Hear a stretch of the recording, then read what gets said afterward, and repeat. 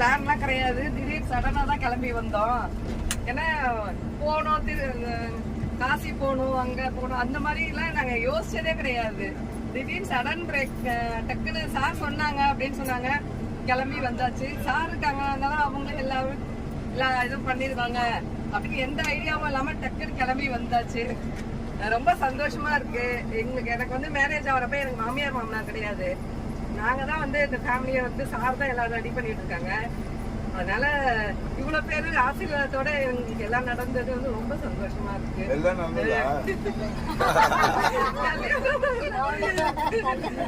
எல்லாரும் ஆசீர்வாதம் பண்ணாலே எனக்கு ரொம்ப, எங்க மாமியார் மாமனார் இறந்த திதியிலேயே வந்து நாங்க திதி கொடுக்குற மாதிரி இருந்தது. அதுவும் எங்களுக்கு எல்லாமே காலபைரவர் கோயிலுக்குமே வந்து அஷ்டமியில போனோம். அதுவும் ரொம்ப இதா இருந்தது. எல்லாரும் ஒரே ஃபேமிலியா